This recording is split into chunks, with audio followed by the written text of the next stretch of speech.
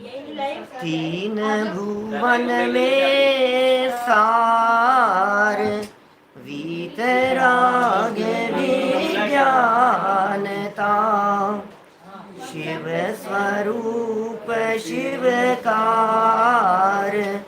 नमहु त्रियोग समारी के। मन, वचन, काय और इन तीनों योगों को संभालकर वीतराग स्वरूप विशेष ज्ञान को दौलत राम जी ने यहाँ वंदन किया। इसके पहली ढाल में चतुर्गति के दुखों की नहीं, दुखों की परिस्थितियों की चर्चा की गई। आखिर वो पहली ढाल में बतलाई गई परिस्थितियाँ किस कारण से बनी है, उनके पीछे कारण क्या है, उन कारणों की चर्चा दूसरी ढाल में की गई। और तीसरी ढाल में ये बतलाया कि इन सब से बचने का क्या उपाय है। माने सम्यक दर्शन, सम्यक ज्ञान, सम्यक चारित्र ही इन सब से बचने का एकमात्र उपाय है। तो तीसरी ढाल में यहाँ सम्यक दर्शन की चर्चा कर रहे थे और सम्यक दृष्टि ज्ञानी जीवों की लाइफ स्टाइल की बात हम आपको यहाँ बतला रहे हैं। सम्यक दृष्टि ज्ञानी जीव की लाइफ स्टाइल कैसी होती है, उसका जीवन कैसा होता है, सम्यक दृष्टि ज्ञानी जीव का चिंतन कैसा होता है, सम्यक दृष्टियों की सोच किस प्रकार की होती है। इस संबंध में कहा 25 प्रकार के दोषों से रहित सम्यक दृष्टि का जीवन होता है। और इतना ही नहीं, 25 दोषों से रहित होने के साथ साथ वे सम्यक दृष्टि जीव 8 अंगों से सहित भी होते हैं। उन 8 अंगों के नाम आप लोगों को बताए जा चुके थे और उम्मीद करता हूं उन 8 अंगों के नाम आप सभी लोगों को याद हो चुके होंगे, जिनमें से 5 अंगों की चर्चा हम अपेक्षित विस्तार से यहाँ कर चुके हैं। नाम फटाफट बोलिए, लोग फटाफट ज्वाइन होते चले जा रहे हैं। जब तक लोग जुड़ रहे हैं जल्दी। पहले का नाम निशंकित, दूसरा निकांक्षित, तीसरा निर्विचिकित्सा, चौथा अमूढ़ दृष्टि, पांचवा उपगुहन, छठा स्थितिकरण, सातवां वात्सल्य और आठवां प्रभावना। चलो, इनमें प्रसिद्ध होने वाली जिन 5 कथाओं की चर्चा हम आपके बीच में कर चुके हैं, फटाफट सिर्फ नामोल्लेख करना है आपको जल्दी जल्दी। नंबर 1 अंजन चोर। किसमें? निशंकित अंग में प्रसिद्ध कौन हुआ? अंजन चोर। निकांक्षित में अनंतमती, अनंतमती, अनंग नहीं अनंतमती, ठीक है। फिर निशंकित निकांक्षित के बाद निर्विचिकित्सा में राजा उद्दायन। निर्विचिकित्सा माने ग्लानि नहीं करना, घृणा नहीं करना है, कैसा भाव था उनको, घृणा नहीं करते थे, राजा उद्दायन। फिर अमूढ़ दृष्टि अंग में रेवती रानी अमूढ़ दृष्टि अंग में प्रसिद्ध हुई है, दर्शन करने के लिए नहीं गई, यहाँ तक कि तीर्थंकर का समोचरण लग गया तो भी नहीं, मूढ़ होकर के तत्व की बात को स्वीकार नहीं करने वाले, अमूढ़ दृष्टि। इसके बाद उपगुहन, उपगुहन, उपगुहन माने दबा दी बात को बढ़ने। देखो सुनो, बात को दबा देना ये धर्मात्माओं के संदर्भ में कह रहे हैं क्या? जिस व्यक्ति को धर्म मार्ग में लगाने की भावना हो उसकी कह रहे हैं, जिसमें धर्म मार्ग में लगने की पात्रता दिखाई दे रही हो उसकी बात कर रहे हैं। तुम पापियों को पाप की सजा न मिले इसलिए तुम उसे छुपाओ तो तुम्हें क्या अधिकार है? एक चोर था और उस चोरी के संदर्भ में गवाही ली जा रही थी तुम्हारे से कोर्ट में, और तुमने उस बात को छिपा लिया तो तुम अन्यायी हो। ध्यान रखना, किसी हत्यारे की गवाही देते समय तुम्हें कोर्ट में प्रस्तुत किया गया और तुमने सोचा कि भाई अपने तो उपगुहन है, उपगुहन अपने को तो नहीं, अपन का ही अपन तो उपगुहन अंग का पालन करो, नहीं चलेगा। वहां राजदंड का सवाल है, वहां कानून का सवाल है, और यहाँ धर्म और धर्मात्माओं की निंदा और आलोचना से धर्म की बदनामी का सवाल है। पॉइंट समझ में आ रहा है? धर्म बदनाम नहीं हो, धर्म की निंदा न हो, धर्म के प्रति लोगों का विश्वास न उठ जाए, इसलिए यहाँ एक अंग की चर्चा की है जिसका नाम क्या है? उपगुहन। चलिए, 5 अंगों की चर्चा यहाँ कर चुके थे। एक बार छंद बोलते हुए हम बात को थोड़ा सा और आगे बढ़ाएंगे। बहुत सुंदर और मार्मिक चर्चा चल रही है ज्ञानियों के जीवन के संदर्भ में। चलिए देखें जरा बात वहीं 12 नंबर के छंद से। 12 और 13 की 2 लाइनें, इतना तो आज अपने को पूरा करना ही है, जिससे कल 14वें छंद की तरफ बढ़ सकेंगे। देखिए, धर्मी नहीं, जिन वच में शंका न धार, वृष भव सुख वांछा बारे, और मुनि तन मलिन न देख गिनावे, तत्व कुतत्व पिछाने, जिस गुण अरु पर अवगुण ढाके, वाणिज धर्म बढ़ावे, कामादिक कर वृषते चिगते, निज पर को सुदृढ़ावे, धर्मी सो गो वच्च प्रीति सम, कर जिन धर्म दिपावे, इन गुण ते विपरीत दोष वस, तिनको सतत खिपावे। अष्टांग की चर्चा पूरी, 5 की चर्चा कर चुके हैं, 3 की और करना है। बातें पिछली याद रखना, कभी भी जिनेंद्र भगवान के वचनों में शंका नहीं करना, संशय नहीं रखना, मन में ऐसा भाव नहीं रखना कही होगी भगवान ने यार किसने देखे आलू में जीव, जमाना बहुत बदल गया है, हम तो नहीं मानते। समझ रहे हो आप क्या कह रहे हैं? भगवान की वाणी में आया, रात्रि भोजन के निषेध की चर्चा भगवान की वाणी में आई है, जमीकंद के त्याग की चर्चा भगवान की वाणी में आई है। ये चरणानुयोग के चारों अनुयोगों की बात भगवान की वाणी पर श्रद्धा किए बिना तुम मानने को तैयार नहीं होंगे। बोलो, प्रथमानुयोग ऋषभ देव, मान लो आप, इतिहास खड़ा कर लो आप, नहीं मिलेगा आपको कहीं भी इतिहास में, हिंदुस्तान का इतिहास सारी हिस्ट्री उठा करके देख लो, कहीं नहीं मिलेगा। और पता है बातें तो ऐसी ऐसी मिलेगी, ऋषभ देव भगवान कितनी आयु, 84 लाख पूर्व की आयु थी, 500 धनुष की हाइट थी, वो दिमाग काम नहीं करता। 500 धनुष कितना होता है जी? 500 धनुष ये कितना होता है? 500 धनुष, 500 धनुष की कैलकुलेशन बतलाऊं बेटा शाइक, कितना होता है? 500 धनुष का हाइट थी ऋषभ देव भगवान की, 500 धनुष, ये कितना बड़ा होता है? क्या है कैलकुलेशन? तो शास्त्रों में लिखा है 500 धनुष का मतलब कैलकुलेशन करके हमने गणित निकाला पूरा उसका, 820 मीटर होता है। 820 मीटर, 1 किलोमीटर से कुछ कम, 1.25 किलोमीटर से कुछ अधिक, लगभग 1.25 किलोमीटर की हाइट ऋषभ देव की। अब हम किसी आदमी को बतलाओ, किसी बच्चे को बतलाओ, किसी युवा साथी को बतलाओ, वो कहेगा दिमाग ठिकाना है क्या? 1.25 किलोमीटर की हाइट हमें मिलेगा तुम्हारे को बेवकूफ बनाने के लिए? जब हम 84 लाख पूर्व की आयु की बात करें ऋषभ देव भगवान के बारे में, तो कहेंगे हम ही पागल हैं क्या? हमें ही समझा रहे हो आप? हम ही मूर्ख हैं? देखो भाई, प्रथमानुयोग की बातें, चक्रवर्ती सम्राट, 6 खंड का राजपाट, 96,000 रानियां, 96,000 रानियों की जितने रूप बना ले वे, एक कम 96,000, सब रानियों के साथ में रहे, 84 लाख हाथी, 18 करोड़ घोड़े। अब ये बातें बताओ ना तो भरोसा नहीं होता, यार पागल बना रहे हो आप। प्रथमानुयोग भरोसा कैसे होगा? जिन वच, बात खत्म,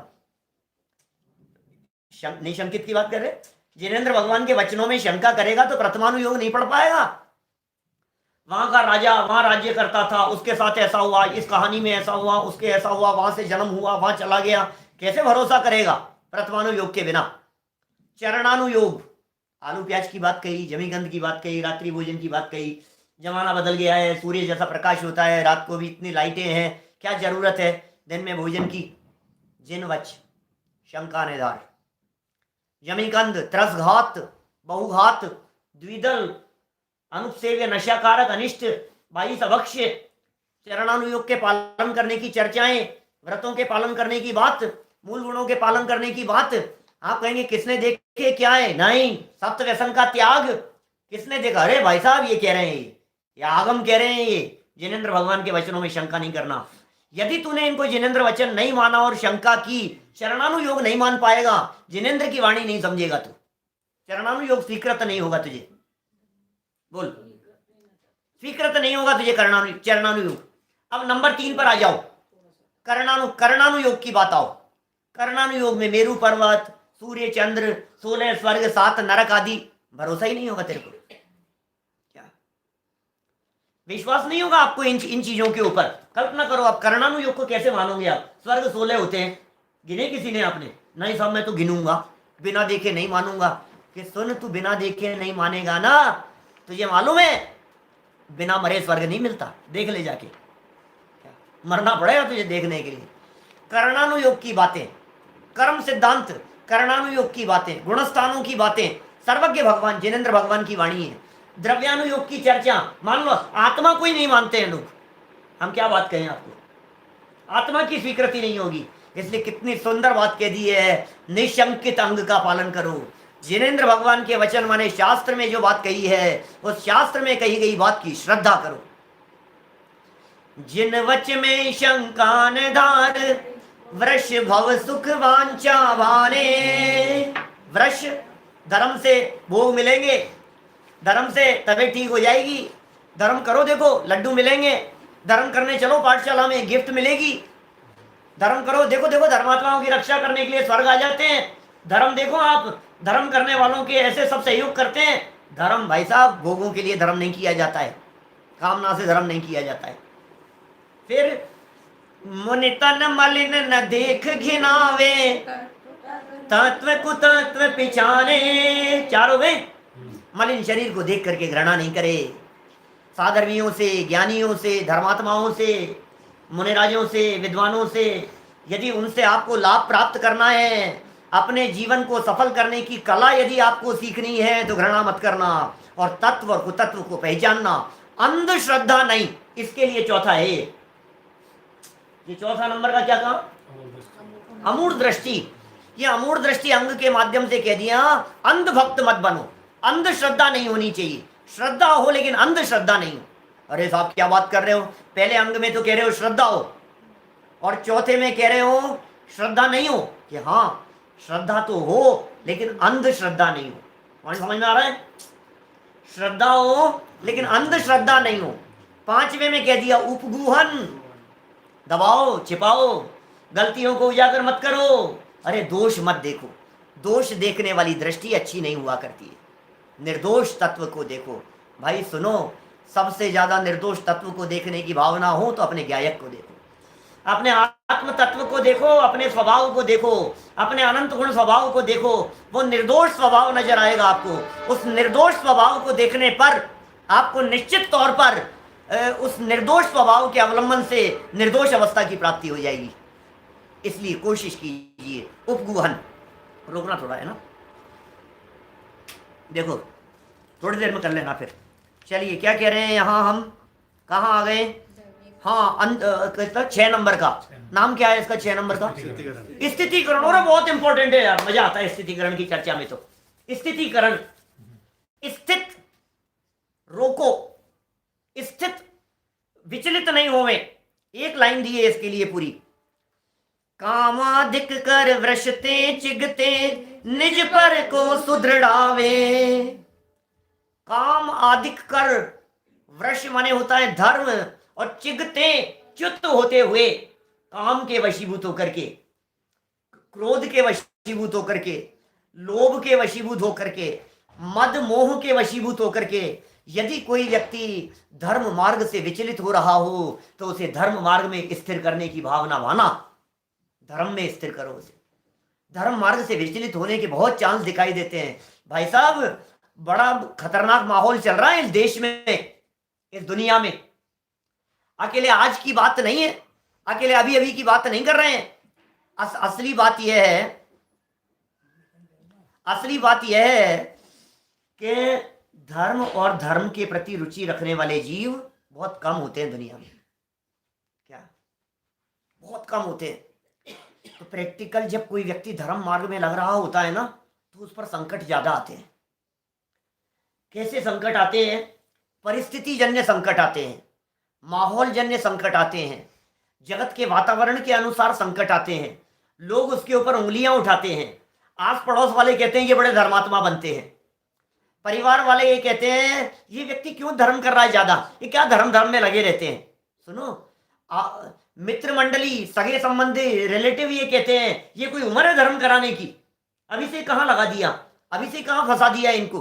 अब बोलो क्या करें ऐसी स्थिति में। ये प्रैक्टिकल प्रॉब्लम नहीं है। सच बतलाओ, आज हर व्यक्ति अपने बच्चों को धर्म कराना चाहता है, हर व्यक्ति धर्म कराना चाहता है। दिल पर हाथ रख करके बतलाना, क्या सच में धर्म कराना चाहते हो? कितना धर्म कराना चाहते हो? मैं बताता हूं आपको, आप कितना धर्म कराना चाहते हैं। आप उतना धर्म कराना चाहते हैं जितना धर्म करते हुए वो हमारा नाम बदनाम नहीं करे, बस इससे ज्यादा नहीं। इतना धर्म कराना चाहते हैं कि लड़का हाथ से नहीं निकल जाए। हाथ से निकलता भी दो प्रकार से, तो कहते हैं लड़का हाथ से निकल गया और धर्म मार्ग पर आगे बढ़ते हुए संयम त्याग वैराग्य मुनि दीक्षा की तरफ बढ़ गया, तो कहते हैं लड़का हाथ से निकल गया। क्या करें, समझ में आ रही है आपको क्या क्या मतलब हुआ है इसका? एक व्यक्ति गलत रास्ते पर चला गया, क्या पाप के मार्ग पर चला गया, और दूसरा ऐसा जो धर्म हम नहीं चाहते ज्यादा धर्म करे, एक एक दो दो तो होते हैं। अब वो भी यदि धर्म के मार्ग पर लग करके वैरागी हो जाए तो हमारा वंश कैसे चलेगा, परिवार कैसे चलेगा? हमें तो बहू का मुंह देखना है, हमें तो पोते का मुंह देखना है, हम क्या करें? अब वो बच्चा धर्मात्मा हो गया, शंका होने लग जाती है शादी करेगा भी कि नहीं करेगा। तो भाई चारों तरफ से वातावरण ऐसा, 4 दिन प्रवचन सुनने के लिए आया, बेचारे ने रात्रि भोजन त्याग कर दिया, उसका सोसाइटी में उठना बैठना मुश्किल हो गया, जिससे बात करो वो जान खाता है। अरे यार क्या रात को छोड़ दिया यार, अरे यार ये क्या छोड़ दिया? दोस्त कहते हैं यार क्या यार तू खाता क्या है यार, फिर यार आलू ही नहीं खाता है यार, यही नहीं खाता है यार। आजकल के जमाने में कॉलेज में इधर उधर कितनी बड़ी मुसीबतें हैं, आप सोचिए। ऐसे समय में ये स्थितिकरण नाम का अंग उस विचलित होते हुए चित्त और परिणामों को संभालने के लिए कितना बड़ा बल प्रदान करता है, इसका नाम है स्थितिकरण। विचलित नहीं हो जाए बेचारा। 4 दिन से तो आना शुरू हुआ था, क्या महीने भर से आ रहा था, लॉकडाउन हुआ तब से तो सुनना शुरू किया, थोड़ा सा नियम संयम का पालन चालू कर दिया इसने, तो बाहर में लोग टांग खींचने लग गए इसकी। बोलो 12 साल का बच्चा है, अभी से रात्रि भोजन छुड़ा दिया इसका। यार क्या कर रहे हो यार, आपने खुद का जीवन तो बिगाड़ लिया, बच्चे का क्यों बिगाड़ रहे हो? दुनिया 21वीं सदी में चल रही है, तुम इसको कहां 16वीं सदी में ले जा रहे हो? उल्टा पुराने जमाने में क्या क्या क्या होगा, क्या करा लेगा, सब बुढ़ापे में कर लेगा धर्म। दुनिया ऐसा कहने वाली मिलती है। आप सोचिए उसकी मेंटल पोजीशन क्या होती होगी। जिसने आज हिम्मत करके किसी नियम को पालने का प्रयास किया, उसकी मेंटल पोजीशन क्या होती होगी जब वो आस पड़ोस में दोस्तों से और रिश्तेदारों से इस तरह की बातें सुनता है। तो उसे लगता है यार मैं पंडित जी की बातों में आकर के कहीं गलती तो नहीं कर बैठा, मैंने भी खाम छोड़ दिया, मैं भी यार कहाँ फंस गया। थोड़े दिन बच्चा उंगली पकड़ करके प्रवचन सुनने जाने लगे तो लोग कहने लगते इसको भी ले जा रहे हो, ये क्या कर रहे हो आप, ये कोई इसके सुनने की चीजें हैं क्या ये कोई? मैं आपसे पूछता हूं किसके सुनने की चीजें हैं, बतलाइए। विचलित होते हुए को स्थिर करने के लिए ऐसे प्रसंगों में, ऐसे माहौल में, ऐसी स्थिति में, ऐसे कंडीशन में आपके द्वारा कहे गए 2 वाक्य उसके लिए स्थितिकरण में कारण हो सकते हैं। शाबाश बेटा, सही रास्ता तूने अपनाया है, बेटा ये रास्ता गलत नहीं है, बहुत अच्छा। अरे बेटा ये छोटे छोटे बच्चे सुनते हैं ना प्रवचन, कभी हिम्मत करो थोड़ी सी, उठने के बाद में बच्चे के कंधे पर हाथ रखो और कहो शाबाश बेटा मजा आ गया, आज तूने पूरा प्रवचन ध्यान से सुना, मजा आ गया। रोज सुनना बेटा, शाबाश, कभी शाबाशी दो तो सही। क्या ये शाबाशी के हकदार हैं? कोई व्यक्ति पहली बार आपका प्रवचन सुनने के लिए आया, आपके साथ में प्रवचन में आया, प्रवचन खत्म होने के बाद में आप उसके हाल पूछो, उसके समाचार पूछो। एक दिन यदि कोई सभा में नहीं आता है तो आप उसको कॉल करके पूछो, ये स्थितिकरण नाम का अंग है। आप स्थितिकरण नहीं करोगे, सभा में 50 लोग आते हैं, 3 दिन से कोई व्यक्ति रोजाना आने वाला नहीं आ रहा है, उसे कोई पूछने वाला नहीं है, वो चौथे दिन अपने आप ही नहीं आएगा। हो गया यार क्या फर्क पड़ता है, छोड़ो यार, नहीं कोई है संभालने वाला, नहीं कोई है पूछने वाला, नहीं कोई है व्यक्ति जो चर्चा करने वाला है।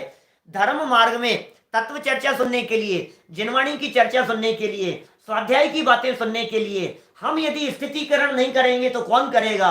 अरे ये धर्म की चर्चाएं सुनने के परिणाम बड़ी मुश्किल से आते हैं। किसी व्यक्ति के चित्त में महाभाग्य से ये जिन वचन सुनने के भाव जागृत हुए, पता नहीं ये परिणाम कितने समय तक स्थिर रहेंगे, उनको टिका लो, उन परिणामों को स्थिर करने का प्रयास करो।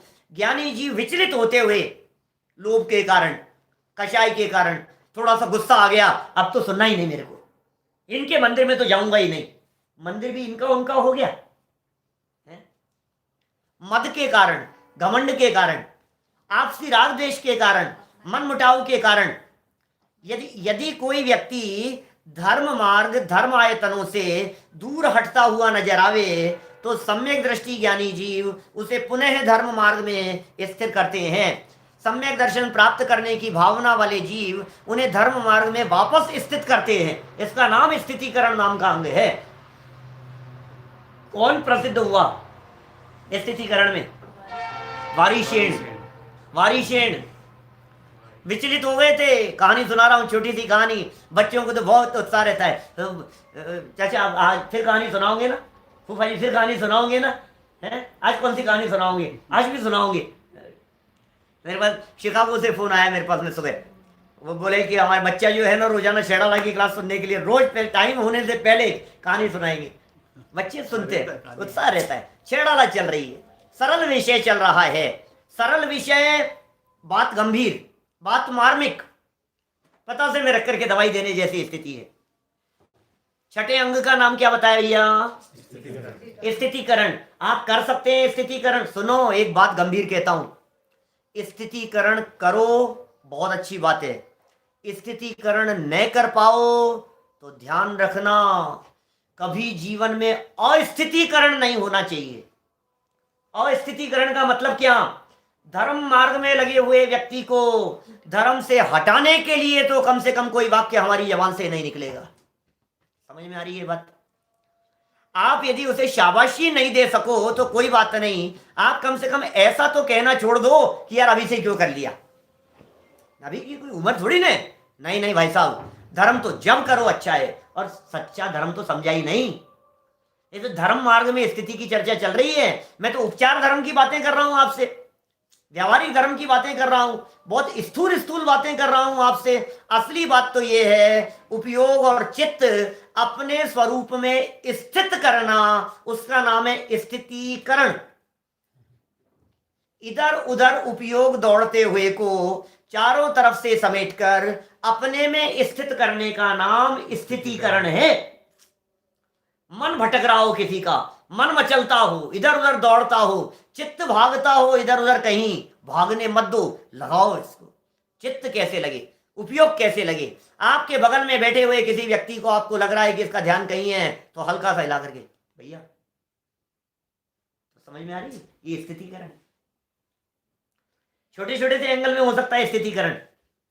किसी व्यक्ति के रात्रि भोजन का त्याग है, हमें मालूम है, और आज वो व्यक्ति थोड़ा सा परिणाम विचलित हो गए, गर्मी तेज थी, मांगने लग गया, ऐसी स्थिति हुई। नहीं बेटा, नियम का दृढ़ता से पालन करते हैं, आप उसका स्थितिकरण कीजिए। समझ रहे हैं आप? अष्टमी का दिन है, हरी नहीं खाते हैं, आप स्थितिकरण कीजिए, आप उन्हें समझाइए, आप विनम्रता से बतलाइए। लेकिन इस स्थितिकरण के लिए एक बहुत महत्वपूर्ण बात है, वो है वात्सल्य। वात्सल्य के बिना स्थितिकरण नहीं होता। वो 7 नंबर के अंग में मैं बात करने वाला हूं, अभी करूंगा। इसके पहले स्थितिकरण की कहानी छोटी सी। पुष्पडाल और वारिशेन की कथा है। जानते हैं कौन है ये वारिशेन? कौन है? मुनिराज थे, पहले राजा थे। किसके बेटे थे ये वारिशेन? श्रेणिक चेलना के बेटे थे। हाँ बोलो, महाराजा श्रेणिक और चेलना के बेटे थे। मुझे भी पता नहीं था, और आज मैंने एक कहानी देखने के लिए, कहानी तो पता थी मुझे, लेकिन ये पता नहीं था कि उनके बेटे थे। अभी कहानी पढ़ी मैंने सुन करके तो पता लगा श्रेणिक चेलना के बेटे। पहले सुना था कभी, फिर ध्यान आया मुझे, पहले कभी सुना भी था, ध्यान नहीं था मतलब अभी। तो देखो आप, महाराजा श्रेणिक भगवान महावीर स्वामी के समूह शरण के प्रथम श्रोता, चेलना भगवान महावीर स्वामी के गृहस्थ दशा की अवस्था में उनकी मौसी, तो वो उनके बेटे वारिशेन। ये वारिशेन नाम के जो थे फिर मुनि हो गए थे। 32 शादियां, 32 रानियां थी इनकी वारिशेन की, बाद में फिर मुनि हो गए थे। इन वारिशेन मुनिराज के, वारिशेन जब ये राजा थे, इनके पिता, तो उनके मंत्री का बेटा था, वो था पुष्पडाल। ये कहानी बहुत सुनाता हूं मैं, बहुत बार सुनाता हूं ये कहानी, लेकिन ये पता नहीं था श्रेणिक की बात बोलो आप। तो ये जो क्या हुआ फिर, ये हो गए मुनि, 32 पत्नियों को छोड़ करके प्रसंग ऐसा बना। डिटेल में नहीं सुनाऊंगा क्योंकि समय बहुत सीमित है और 3 अंग पूरे करने हैं। फिर क्या हुआ, मंत्री का बेटा था पुष्पडाल, वो गरीब था, वो अपने घर में रहता था कहीं।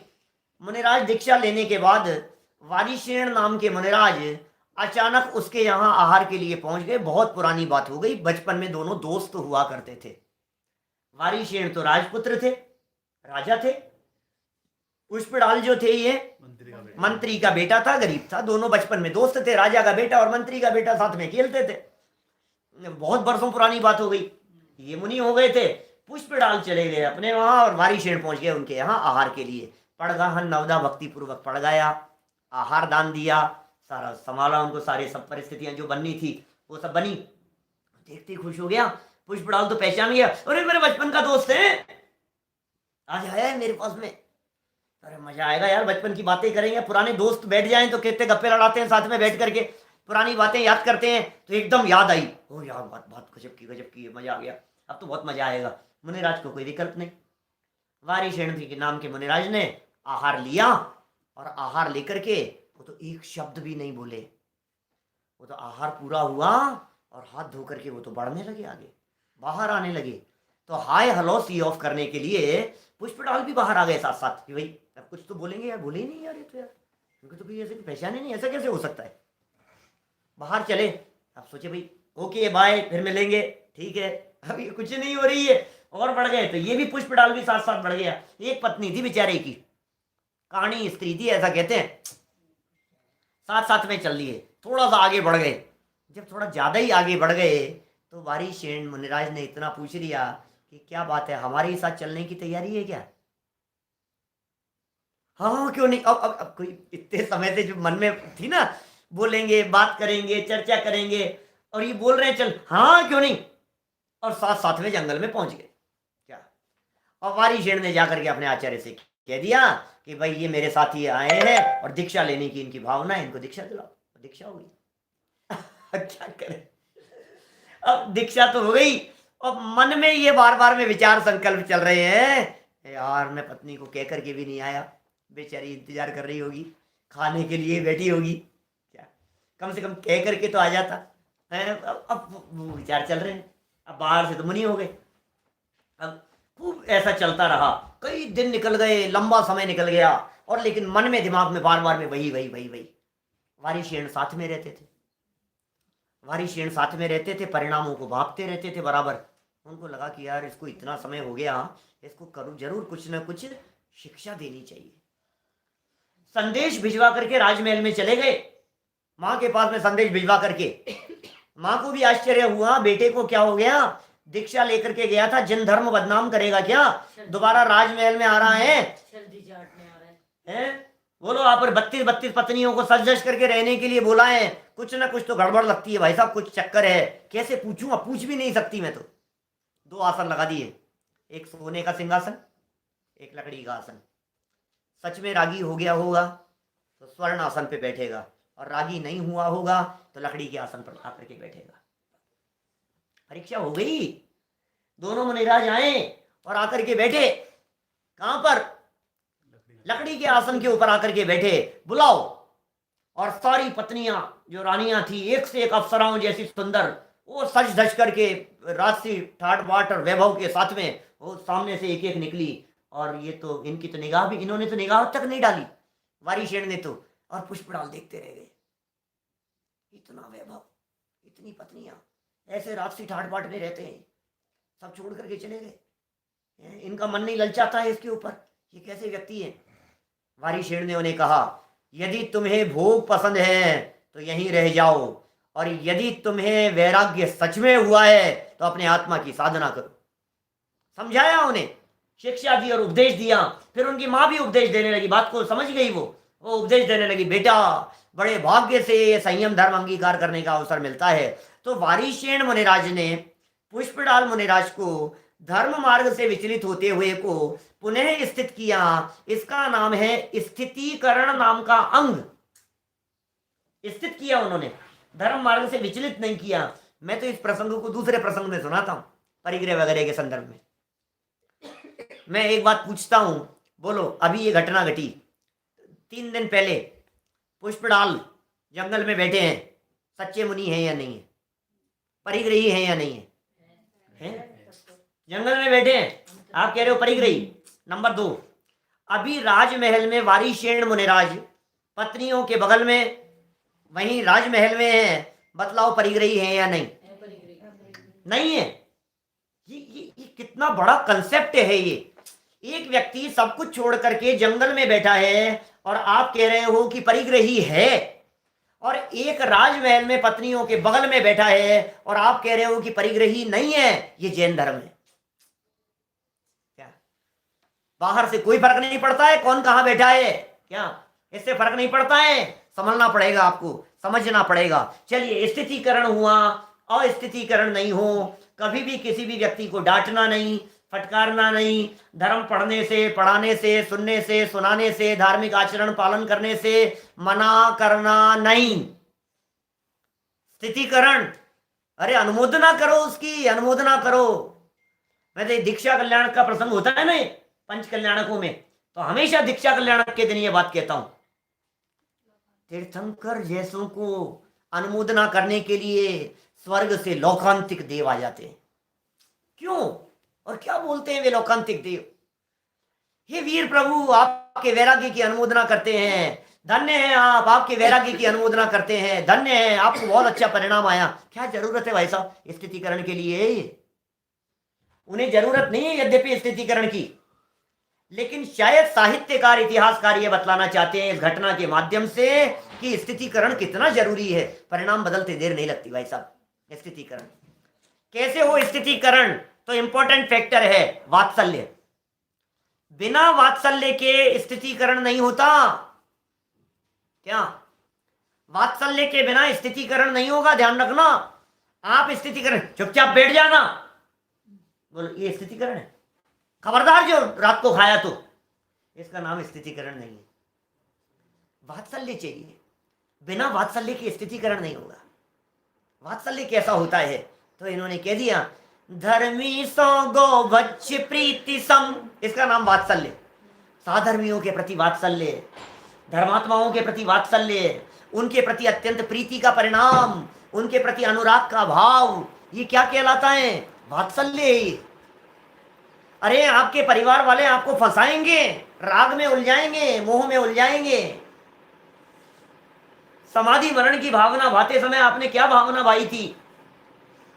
दिन रात मेरे स्वामी मैं भावना ये भाऊं, देहांत के समय में तुमको न भूल जाऊं। एक लाइन आती है बीच में, धर्मात्मा निकट हो चर्चा धर्म सुनावे, वे सावधान रखे गाफिल न होने पाऊं। भाई साहब, इसलिए साधर्मी, इसलिए वात्सल्य, इसलिए उनके प्रति प्रीति, वो काम आएंगे आपके अंत समय में। धर्मात्मा निकट हो चर्चा धर्म सुनावे, साहब क्या करेंगे बोलो आप? अंत समय में आप कहां से लाएंगे धर्मात्मा? जब मरणासन अवस्था में होंगे तो धर्मात्मा होने चाहिए ना आपके पास में, जो आपको चर्चा धर्म सुनावे। एक उपाय है भाई साहब, या तो आप मुझे बुला लो, और यदि मेरे आने की संभावना नहीं दिखती हो तो अपने परिवार में जितने लोग हैं उनको साधर्मी बना लो। बोलो ये नहीं हो सकता है? धर्मात्मा निकट हो तो धर्मात्मा मंदिर वाले ही होते हैं क्या? अपनी पत्नी धर्मात्मा नहीं हो सकती है क्या? अपने बच्चे धर्मात्मा नहीं हो सकते हैं क्या? अपने भाई भाभी भौजाई धर्मात्मा नहीं हो सकते हैं क्या?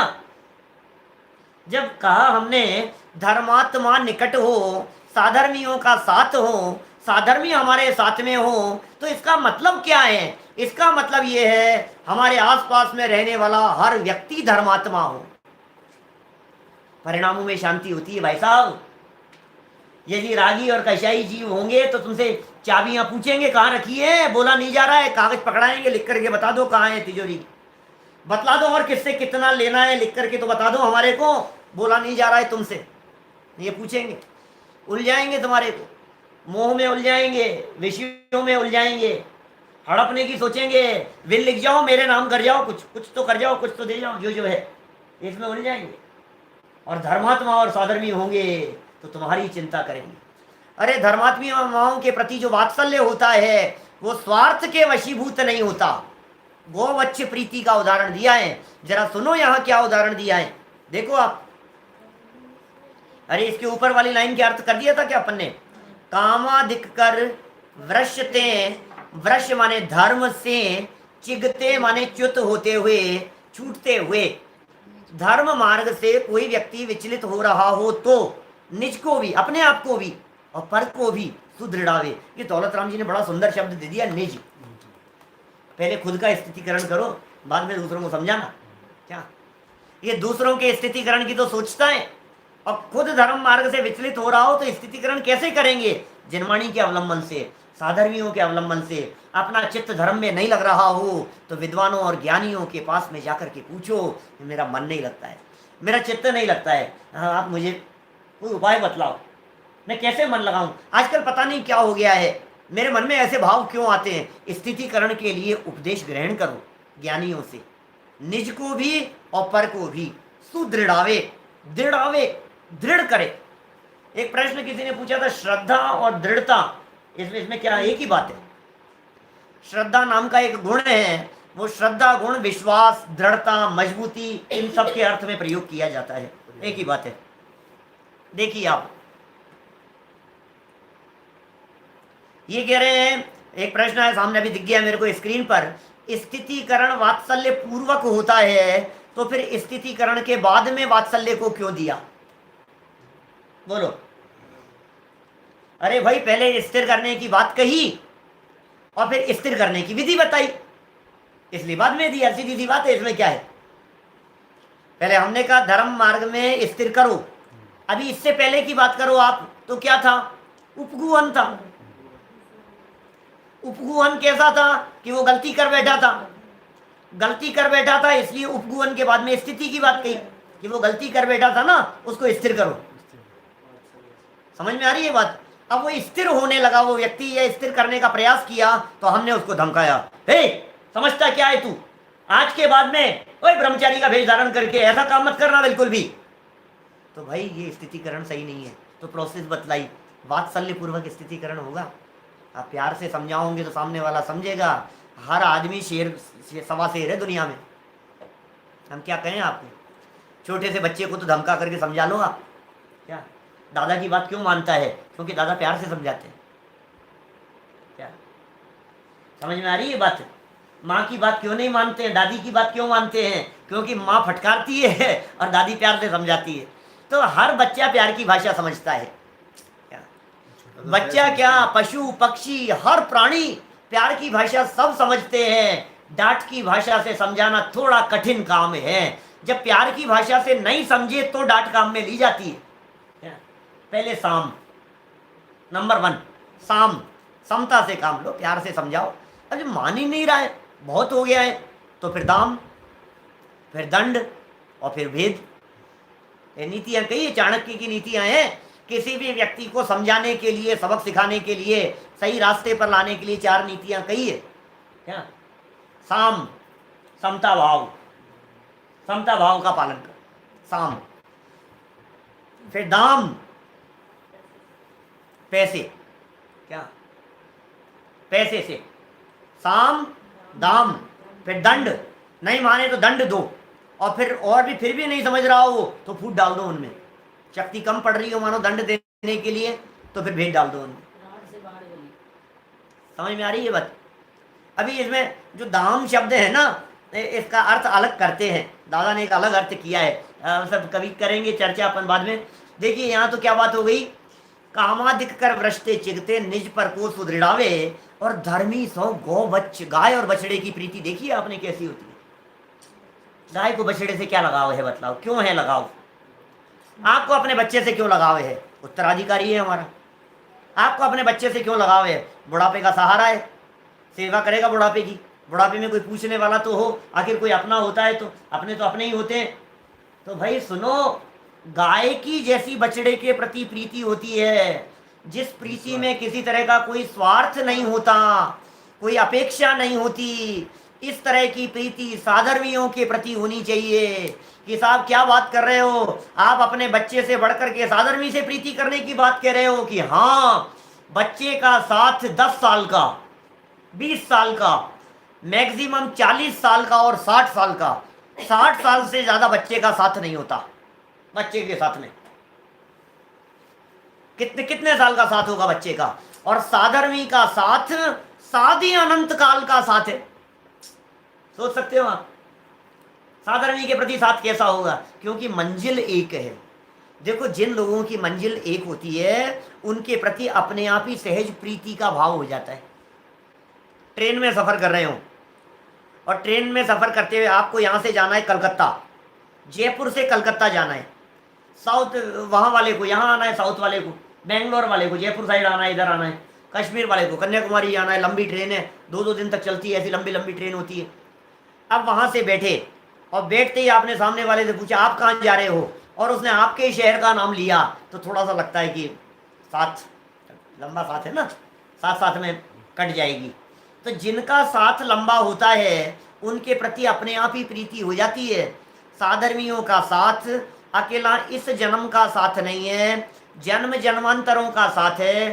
साधर्मियों के साथ में मुक्ति तक जाएंगे और मुक्ति में जाकर के सिद्धालय में भी अनंत काल तक साथ में रहेंगे। यह बात अलग है कि मुक्ति हो जाने के बाद बगल में कौन बैठा है इसकी परवाह नहीं, वो अलग बात है। लेकिन साथ तो है साधर्मियों का। धर्मी सो साधर्मियों के प्रति गौवच्छ प्रीति के समान, गाय की बछड़े के समान जैसी प्रीति होती है उसके समान प्रीति होनी चाहिए। वात्सल्य प्रेम हो, वात्सल्य में करुणा हो, वात्सल्य में सरलता हो। ये नहीं देखो आप अम्मा जी को दवाई चुपचाप ले लेना, पढ़िए दवाई, यहाँ मर रही है जबरदस्ती काय काय कर रही है बुढ़िया। अब सोचो आप, वो अम्मा जी कहे अरे भाई तू नहीं देवे जो अच्छा है मेरे को, तो क्या क्या दे तो रही हूँ और क्या करूँगी। अब बताओ, अब ये इसमें जब तक वो वात्सल्य का पुट नहीं होगा ना तब तक वो तुम्हारा किया धरा सब बेकार है। माने वो जो प्रीति होनी चाहिए, वो जो लगाव होनी चाहिए, लगाव होना चाहिए, जो जो ये रखा है कर लेना नाश्ता, पड़ा है यहाँ पे, कर तो दिया मैंने, नाश्ता तो लगा दिया, और क्या करें, करते तो देते हैं रोजाना, इससे ज्यादा क्या करेंगे। भाई तुम रहने दो, तुम क्या कर रहे हो, तुम साथ में बैठो, उनको पूछो। मैं कह रहा हूँ कुछ नहीं करो और सिर्फ इतना सा 2 वाक्य पूछ लो कि तुम्हारी तबीयत कैसी है, इतने का नाम ही बहुत बड़ा वात्सल्य है। ये 2 शब्द तुम्हारे जबान से निकल जाए, लेकिन इसमें तो ये समझता है कि मैं छोटा हो जाऊंगा, मैं कैसे पूछ लूं ये बात। 2 शब्द प्यार से, इतने से वात्सल्य से क्या चाहिए किसको। कोयल किसको देते है और कौवा किससे लेत, और मीठी वाणी बोल कर जग अपनों कर लेत। सीधी सी बात है भाई साहब। कौवा और कोयल दोनों पेड़ के ऊपर बैठे हुए थे, एक बैठा था, आवाज सुनी और आप बाहर आकर के खड़े हो गए, वहां कितनी सुंदर आवाज है, और एक आवाज सुनी आपने और आकर के पत्थर मारते हो उसके ऊपर, क्या हुआ। वाणी का खेल है और लेना देना क्या है। मीठी वाणी बोलिए, बहुत सारी। अभी मैं वाणी की प्रशंसा नहीं करने वाला हूं, इसकी चर्चा छठी ढाल में करूंगा जब मुनिराजों की चर्चा करेंगे ना अपन। मुख चंद्र ते अमृत झरे, भाषा समिति की जब हम बात करेंगे। चलिए कहाँ आ गए अपन, वात्सल्य की चर्चा चल रही थी। वात्सल्य में कौन प्रसिद्ध हुआ,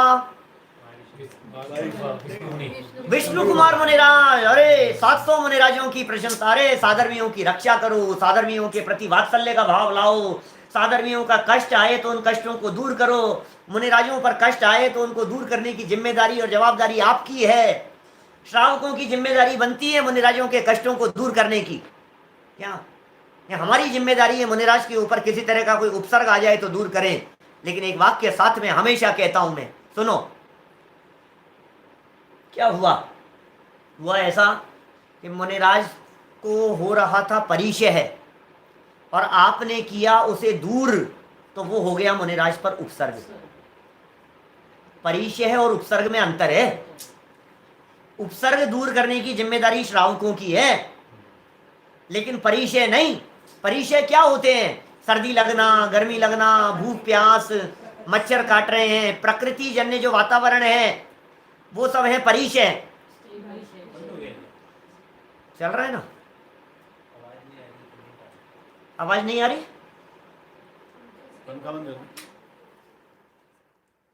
देखिए आ रही है आवाज,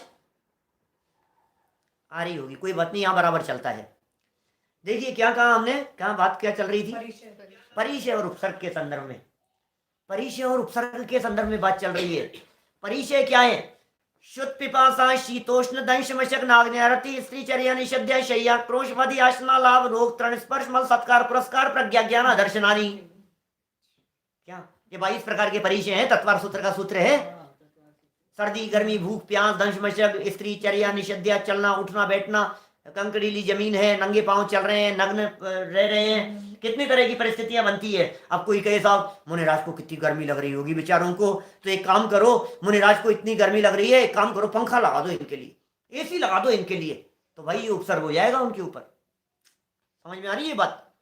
इसलिए परिचय दूर नहीं करेंगे हम। हाँ, यदि किसी ने कोई उपसर्ग कर दिया है तो हमारी जवाबदारी बनती है हम अपने वात्सल्य से उनके उस कष्ट संकट को दूर करेंगे। साधर्मियों के ऊपर संकट नहीं आवे, साधर्मियों की हेल्प करो, उन्हें धर्म मार्ग में स्थिर करने के लिए आप क्या हेल्प कर सकते हो, उनके परिणामों की स्थिरता के लिए, उनके व्यापार में, उनके बिजनेस में, उनकी आजीविका में, उनके दुनिया भर के कामों में, उनके सहयोग करने में, उनके घर गृहस्थी की हेल्प करने में, साधर्मियों के, ज्ञानियों के, विद्वानों के, बड़े बड़े लोगों के, आप उनके लिए कितना वात्सल्य आपके हृदय में, बहुमान का भाव आता है तो अपने आप ही वात्सल्य होता है। यह सब सहज ही देखा जाता है दुनिया में। फिर ये तो बात हो गई विष्णु कुमार मुनिराज की, कहानी नहीं सुनाऊंगा। रक्षाबंधन की कहानी सबने सुनी है ना। 700 मुनिराजों का उपसर्ग दूर किया था, वात्सल्य का भाव था, वे प्रसिद्ध हो गए विष्णु कुमार मुनिराज किसमें? वात्सल्य अंग में। 7 हो गए। अंतिम 8वां अंग प्रभावना। क्या क्या है इसमें प्रभावना के लिए? कर जिन धर्म दिपावे, जिन धर्म दिपावे, अरे ऐसा काम करे जिस कार्य को करने से जैन धर्म की प्रभावना हो, जिस कार्य को करने से जिन धर्म की महिमा हो, जिस कार्य को करने से लोग कहें ओहो ऐसे होते हैं जैनी। क्या जैनियों का नाम रोशन हो, जैनियों की खूब महिमा हो, जैनियों के मतलब जैन धर्म का प्रचार प्रसार हो, भावना अत्यंत उत्कृष्ट हो, इसका नाम है क्या? प्रभावना। और सुनो, अप्रभावना नहीं हो भैया, अपना जीवन ऐसा बनाना जिसे देख करके कोई व्यक्ति है देखो ऐसे होते हैं क्या धर्मात्मा, धर्मात्मा लोग ऐसे होते होंगे, ये क्या काम करता है, इसके काम तो देखो, ऐसे काम तो धर्मात्मा करते हैं। अनीति अन्याय नहीं करेंगे, बेईमानी नहीं करेंगे, किसी को लूटेंगे नहीं, किसी के साथ में धोखाधड़ी नहीं करेंगे, भावना उत्कृष्ट रखेंगे। भाई साहब प्रभावना तब जाकर के होती है। धर्म और धर्मात्माओं के ऐसा कहते हैं, जवान से नहीं जीवन से प्रभावना करना सीखो। जितनी प्रभावना जवान से होती है उससे कई गुना ज्यादा प्रभावना जीवन से होती है, देख करके होती है। इसलिए जवान से कम और अपनी लाइफ स्टाइल इस प्रकार की बनाओ जिसके माध्यम से असली धर्म प्रभावना हो। अरे भाई साहब सुनो, गुरुदेव का जीवन देखो आप, क्या है प्रभावना किसे कहते हैं? अरे उनके वियोग के बाद 1000 विद्वान मिलकर के भी उतनी प्रभावना नहीं कर सकते जितनी प्रभावना अकेले उनके जीवन से होती थी। ऐसा जीवन था उनका, इतना परम पवित्र जीवन था उनका, ऐसे प्रभावना होती है। उनका खान पान, उनका रहन सहन, उनका चलना, उनका बोलना, उनका वात्सल्य, उनकी प्रीति। अरे आचार्य अमृतचंद्र स्वामी कहते हैं पुरुषार्थ सिद्धि उपाय नामक ग्रंथ में, आत्मा प्रभावनीय और रत्नत्रय तेजसा, अंदर में जो आत्मा की प्रभावना करते हैं उसके माध्यम से जगत के जीवों में अपने आप स्वयं प्रभावना होती है। प्रभावना का भाव आना अच्छी बात है, खूब प्रभावना हो ऐसा भाव आवे, लेकिन प्रभावना अंदर से होती है, बाहर से नहीं होती है। अंदर की प्रभावना असली प्रभावना है। वे मुनिराज जो अपने आत्मा की भावना भाते हैं और अंतरंग में अपने उपयोग को जोड़ते हैं, उनके माध्यम से ऐसी प्रभावना होती है, अपने आप लोग जुड़ते चले जाते हैं, लोग अपने आप जुड़ते चले जाते हैं। इसका नाम है असली प्रभावना। तो ये कह रहे हैं यहाँ, निज पर को सुदृढ़ावे, हो गया, कर जिन धर्म दिपावे। और प्रसिद्ध कौन हुआ? बात रह गई, फटाफट आधे मिनट में पूरी करते हैं बात, जल्दी बोलिए। वज्र कुमार मुनिराज, वज्र कुमार मुनिराज, कहानी पूरी नहीं सुनाऊंगा, शॉर्ट में बात करता हूं। वज्र कुमार नाम के मुनिराज के पास में एक इस प्रकार की घटना आ गई। एक राजा, उसकी रानी जो थी वो जैन धर्मावलंबी थी। वो जैन रानी अष्टानिका के व्रत किए और रथ फिराना चाहती थी नगर में। एक दूसरी पत्नी जो पटरानी थी वो बौद्ध धर्म की अनुयायी थी। उस बौद्ध पत्नी ने कहा कि नहीं नहीं, इनका रथ नहीं फिरेगा, बौद्ध रथ फिरना चाहिए। हो गया ऐसा, आपको क्या करे बेचारे, पटरानी की बात मान ली राजा ने और जैन धर्म का रथ नहीं फिरने दिया। तो उसने अन्न जल का त्याग कर दिया रानी ने कि भाई ये तो जिनेंद्र देव की विराधना है, उनका कुछ प्रसंग नहीं था, उनकी कोई घटना नहीं है, उनकी कोई पर्व नहीं है, ये तो जबरदस्ती अड़चन डाल रही है। मैं तो अन्न जल का त्याग करती हूँ, जब तक मेरा जैन धर्म की प्रभावना नहीं होगी तब तक मैं नहीं लूंगी। वो मुनिराज के पास में आ गई, वस्त्र कुमार मुनिराज थे, इनके पास में आई। वस्त्र कुमार मुनिराज दीक्षा के पहले विद्याधरों के पुत्र यहाँ पले बड़े हुए थे, वो विद्याधर आए हुए थे। वज्र कुमार मुनिराज ने उसी समय उसको देखकर उन विद्याधरों को कह दिया, भाई जिन धर्म की प्रभावना का काम करो। और उन्होंने जाकर विद्याधरों ने आकाश मार्ग से रथ को फिराया, आगे ले गए, तो पूरे नगर में जिन धर्म की खूब प्रभावना हुई। और जब ऐसी प्रभावना हुई तो उस प्रभावना करने में निमित्त बने वज्र कुमार नाम के मुनिराज, वे किसमें प्रसिद्ध हो गए? प्रभावना नाम के अंग में प्रसिद्ध हो गए।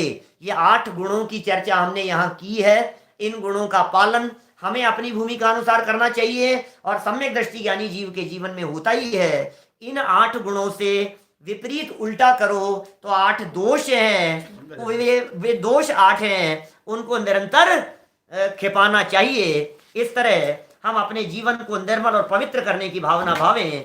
इसी भावना से बात को मैं अभी यहीं विराम देता हूँ। ठीक है, कल मिलेंगे पुनः समय पर। ओम नमः शिवाय।